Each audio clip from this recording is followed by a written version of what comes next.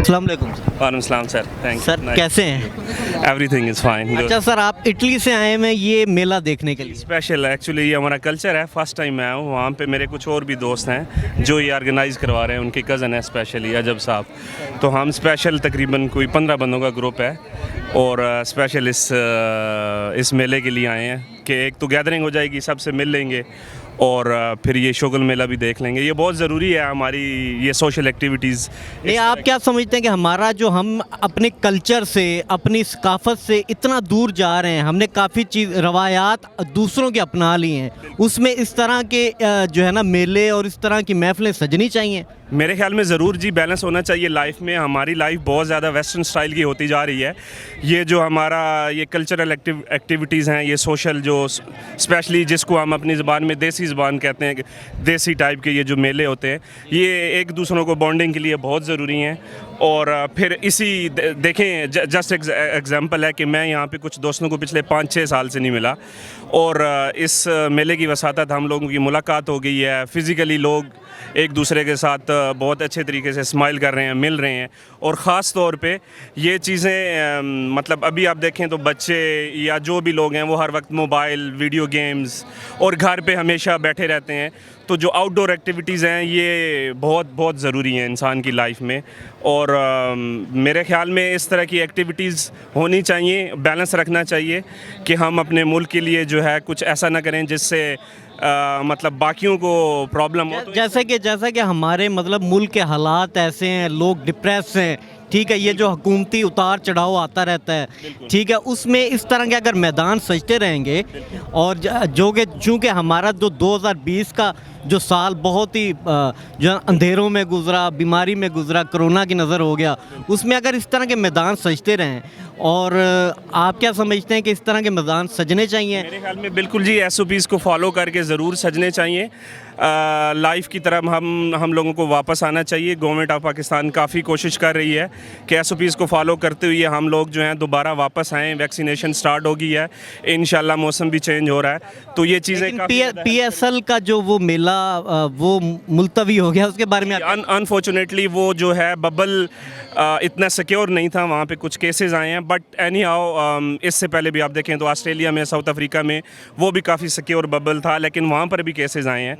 तो बिल्कुल रिस्पेक्ट करते हैं जी PCB के डिसीजन की कि उन्होंने इसको पोस्टपोन किया है। ना होप सो, न्यूज़ ये है कि विद इन 1 or 2 मंथ उसको दोबारा जो है वो स्टार्ट करेंगे। अच्छा, ये जो आप चूँकि इटली में रहते हैं, पाकिस्तान है, आपने ये जो कोरोना की जो हालात है वो ज़्यादा उधर ख़राब हैं या इधर पाकिस्तान? सर, जो मेरा पॉइंट ऑफ व्यू है, शायद कोई बंदा एग्री करे ना करे, वहाँ पर बहुत ज़्यादा केसेस हैं और एक तो वेदर का प्रॉब्लम है, दूसरा इम्यूनिटी का प्रॉब्लम है। अभी अगर आप पाकिस्तान में देखें तो हम लोगों को विंटर में आलमोस्ट हर बंदे को फ्लू होता है और मैं वहाँ इटली पे 10-12 साल से रह रहा हूँ, मुझे कभी फ्लू नहीं हुआ, हालांकि -20 तक भी टेम्परेचर जाता है।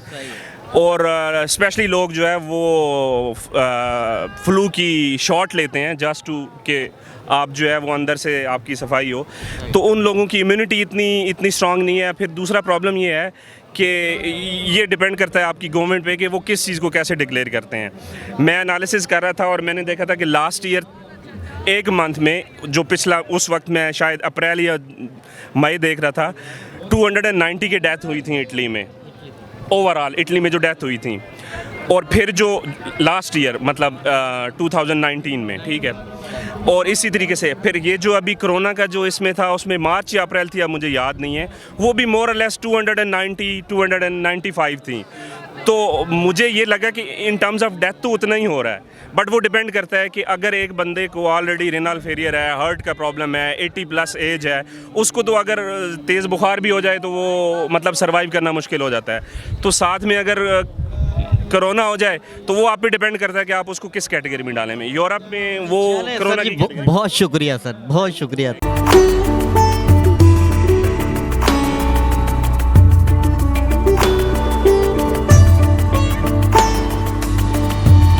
हेलो, अस्सलाम वालेकुम, कैसे हैं जी? खैरियत अल्लाह। ये आपको काला कबूतर और चिट्टा कबूतर की रेस देखकर कैसा महसूस हो?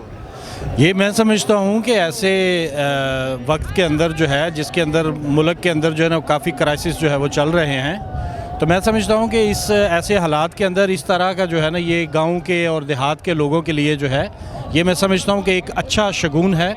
और इस तरह की जो है ना स्पोर्ट्स जो है ना, वो हेल्थी स्पोर्ट्स जो है ना, वो इस तरह की जो है वो होनी चाहिए। ये काला कबूतर और जो है ना वो चिट्टा कबूतर, ये मेरे ख्याल में ये बैलों को कहा जा रहा है। तो ये 100 सदियों से जो है ना, मेरे ख्याल में इस इलाके की जो है वो रवायत है। तो ये ज़मीन के अंदर जो है ना वो हल चलाकर जो है ना, ये एक रेस, बैलों की रेस जो है वो की जाती है। और उसमें ये अंदाज़ा लगाया जाता है कि जी कौन सा बैल, किस बैल के अंदर ज़्यादा जो है वो ताकत है। तो मैं ये समझता हूँ कि ये बहुत अच्छा जो है वो, ये बहुत अच्छा हो रहा है, लोग बड़ा इसको एंजॉय कर रहे हैं। तो ये हर साल की बुनियाद पे ये इनका एक दिन इसका जो मुख्तस किया जाता है, ये किसी खुशी की बुनियाद पे या किसी की शादी की बुनियाद पे? बस ये अभी मेरे ख्याल में इसी तीसरे महीने के अंदर जो है ना, इस इलाके के अंदर जो है ना वो मुख्तलिफ लोग जो है शादियों के बाद ही, मेरे ख्याल में कोई शादी अगर किसी बड़े घर की शादी होती है तो चूँकि ये पूरा प्रोग्राम जो अफोर्ड कर सकता है, इसके अंदर मेरे ख्याल में लाखों करोड़ों रुपए का जो है ना वो एक्सपेंडिचर है। तो वो ये मैं समझता हूँ कि उसी शादी ना भी हो तो फिर भी ये प्रोग्राम जो है ना वो मुनक्कद किया जाता है। कोई ना कोई इलाके का चौधरी, सरदार या कोई खनियाल जो है ना वो इसको स्पॉन्सर कर देता है। इस वक्त मेरे ख्याल में इस दफ़ा जो है ये मुजम्मल हुसैन खनियाल जो है, उनकी शादी के बाद जो है ना ये पूरा प्रोग्राम जो है ना इनक़राद किया गया है। और तजम्मल साहब जो है ना, तजम्मल हुसैन खनियाल साहब जो है, जो मवीदा के CEO हैं, उन्होंने इसको जो है ना वो पूरे इस प्रोग्राम को जो है वो स्पॉन्सर किया जो है। मवीदा के CEO ने स्पॉन्सर किया हो। Thank you very much.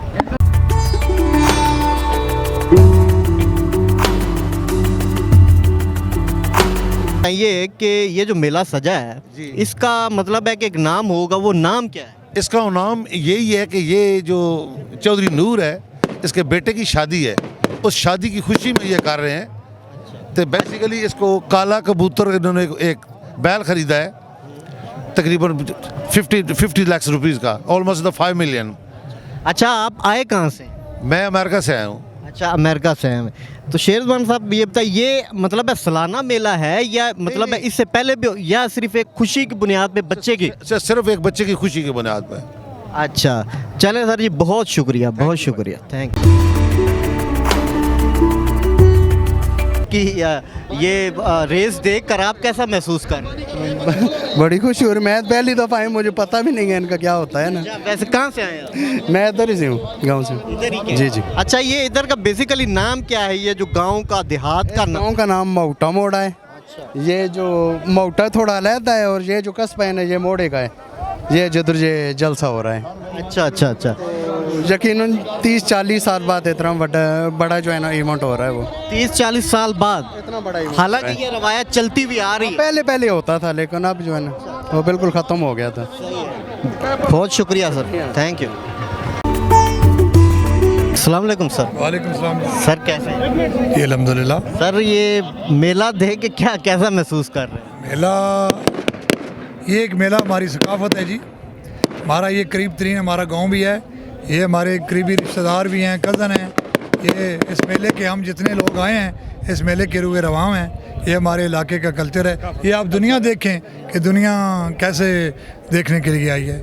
आप क्या समझते हैं कि मतलब है कि इस तरह के मेले होने चाहिए, मैदान सजने चाहिए, अपनी सकाफत को ज़िंदा रखना चाहिए? रखने के लिए सजने चाहिए। सही है।